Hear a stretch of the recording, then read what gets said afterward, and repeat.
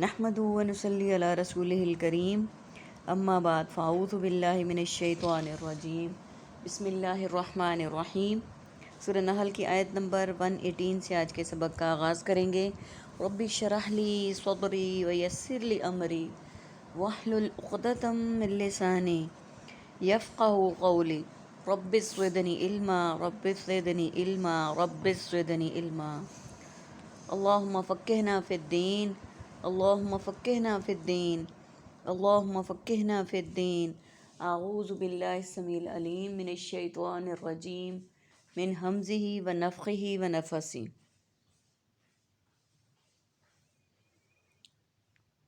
وعلی الذین، اور ان لوگوں پر جو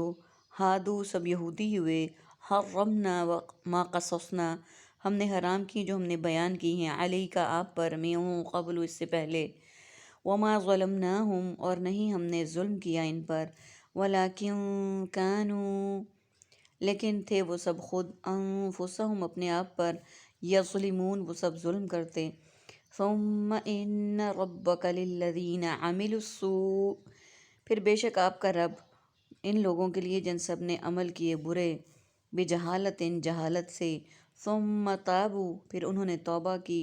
من بعد ذلک اس کے بعد، واصلحوا اور انہوں نے اصلاح کر لی۔ سب سے پہلے ہم میننگس کو دیکھ لیتے ہیں۔ ہادو ہدایت، ہادی برحق، ہادی کائنات، حرمنا حرام، محرم تحریم اور حرمت، قصصنا قصہ، قصہ گوئی، قصص القرآن، قبل قبل از وقت، قبل از کلام، قبل از غزا، ظلمناہم ظلم، ظالم مظلوم اور مظالم، عملو عمل، عامل معمول، تعمیل اور معمولات، سوء علماء سوء، اعمال سیئہ اور سوء ظن، بجہالت جاہل، جہالت مجہول، طابو توبہ تائب، اصلحوا صالح صلح، اعمال صالح اور اصلاح۔ عربک کا ورڈ آج کے اس حصے میں نہیں ہے کوئی بھی۔ آیت نمبر 188 میں، اور ان لوگوں پر جو یہودی ہوئے ہم نے حرام کی وہ چیزیں جو ہم نے بیان کی ہیں آپ پر۔ اللہ سبحانہ و تعالیٰ نبی صلی اللہ علیہ وآلہ وسلم کو قرآن پاک میں مخاطب کر کے کہہ رہے ہیں، فرما رہے ہیں کہ وہ لوگ جو یہودی ہو گئے ان پر ہم نے وہ ساری چیزیں حرام کر دیں جو ہم نے آپ کو بیان کی، آپ کے سامنے جن کا ذکر کیا جو آپ پر آئیں اس سے پہلے، اور نہیں ہم نے ظلم کیا ان پر، لیکن وہ تھے خود اپنے پر ظلم کرنے والے،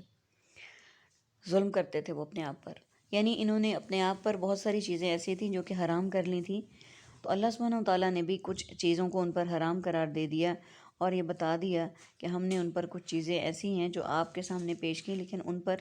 حرام کر دیں، اور ساتھ یہ بھی واضح کر دیا کہ ہم نے ان پر کوئی ظلم نہیں کیا لیکن وہ خود ہی اپنے آپ پر ظلم کرنے والے ہیں۔ پھر بے شک آپ کا رب ان لوگوں کے لیے جنہوں نے برے عمل کیے جہالت سے، پھر انہوں نے توبہ کی اس کے بعد اور اپنی اصلاح کر لی۔ یعنی ایسے لوگ جنہوں نے برے عمل بھی کیے، اللہ سبحانہ و تعالیٰ کے ساتھ شریک ٹھہرایا، اپنے نبیوں کو نہیں مانا، جن کاموں کو کرنے کا حکم دیا وہ اس کو نہیں کیا اور جن سے منع کیا وہ اس کو کرتے رہے، تو ایسے لوگوں نے جہالت کی، اپنی جہالت سے یہ سب کچھ کیا، حالانکہ ہر امت کا جو نبی اللہ تعالیٰ بھیجتے ہیں یا اس پر کتاب یا صحیفے بھیجتے ہیں، اس کا مقصد صرف اور صرف قوم کو راہ راست پر لانا ہوتا ہے، لیکن اس کے باوجود جو لوگ نہیں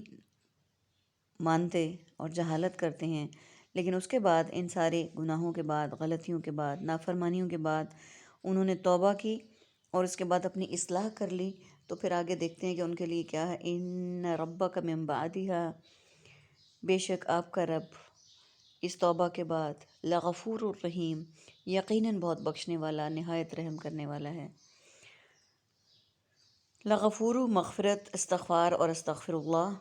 رحیم رحم، رحمت مرحوم کے لیے بولا جاتا ہے کہ آپ کا رب ان ساری چیزوں کے بعد، جب انسان گناہوں کے بعد، نافرمانیوں کے بعد توبہ کر لیتا ہے، اپنی غلطی کا احساس کر لیتا ہے، تو پھر اللہ تعالیٰ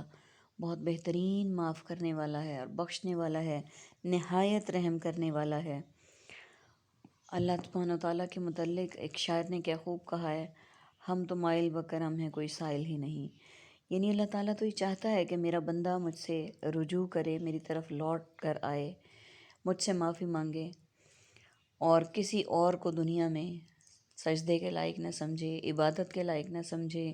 اپنی مشکلات اور پریشانیوں میں کسی اور کے آگے نہ جھکے، بلکہ صرف اور صرف میرا بن کے رہے۔ کچھ جگہوں پہ یہاں تک ہے کہ ایک انسان اگر اتنا گناہ کرتا ہے کہ زمین و آسمان کے درمیان جو خلا ہے وہ ساری کی ساری بھر جاتی ہے، لیکن اس کے بعد وہ توبہ کرتا ہے تو اللہ تعالیٰ اس کی توبہ کو قبول کرتے ہیں، لیکن شرط یہ ہے کہ وہ توبہ اللہ سے خلوص نیت سے مانگی جائے اور آئندہ کے لیے اللہ تعالیٰ سے معافی مانگی جائے۔ اور اللہ تعالیٰ کو یہ چیز بہت زیادہ پسند ہے کہ انسان، کیونکہ ہم انسان ہیں، غلطیاں گناہ ہو جاتے ہیں ہم سے، لیکن اس کے بعد ان پہ شرمندہ ہونا اور اللہ تعالیٰ سے معافی مانگنا اللہ تعالیٰ کو بہت پسند ہے۔ اللہ تعالیٰ ہم سب کو اپنی غلطیوں پر شرمندہ ہو کے معافی مانگنے والوں میں شمار کرے اور ہماری معافی کو قبول کریں، آمین ثم آمین۔ اس کی مثال ایک ہمیں چھوٹی سی اپنی لائف سے مل سکتی ہے کہ ماں جتنا مرضی اپنی اولاد کو ڈانٹ لے، اولاد جتنی مرضی نافرمانیاں کر لے، غلطیاں کر لے، لیکن جب اولاد خلوص نیت سے معافی مانگنے لگتی ہے تو اللہ سبحانہ و تعالیٰ کی طرح ماں، حالانکہ اللہ تعالیٰ 70 گنا زیادہ پیار کرتے ہیں ماں سے، لیکن پھر ماں معاف کر دیتی ہے، اس شرط کے ساتھ کہ آئندہ تو ایسے نہیں کرو گے، لیکن اسے پتہ ہوتا کہ اولاد غلطیاں پھر رپیٹ کرے گی، بارہا کرے گی، لیکن اس کے باوجود وہ معاف کر دیتی ہے۔ اور یہی چیز اللہ سبحانہ و تعالیٰ تو ماں سے بھی 70 گنا زیادہ پیار کرنے والے ہیں، وہ تو غفور الرحیم ہے، اس سے زیادہ نہ معاف کرنے والا کوئی ہے، نہ پیار کرنے والا کوئی ہے، نہ رحمان ہے، نہ رحیم ہے۔ تو ان ساری باتوں سے، ان آیات سے، آج کی آیات سے یہی پتہ چلا کہ ہمارے گناہوں پہ، سرکشیوں پہ، بدعمالیوں پر اللہ تعالیٰ ناراض ہوتے ہیں۔ وہ ظلم ہم کسی اور پر نہیں کرتے بلکہ اپنی ذات پر کرتے ہیں، اور اس کے بعد جب ہم اللہ تعالیٰ سے توبہ کرتے ہیں تو وہ توبہ ضرور قبول کرتا ہے۔ اللہ تعالیٰ ہمیں صحیح معنوں میں توبہ قبول کرنے والوں میں شمار کرے اور ہماری توبہ کو قبول کرے، آمین ثم آمین۔ وآخر دعوانا ان الحمد للہ رب العالمین۔ سبحانک اللہم و بحمدک، نشہد ان لا الہ الا انت، نستغفرک و نتوب الیک۔ السلام علیکم ورحمۃ اللہ وبرکاتہ۔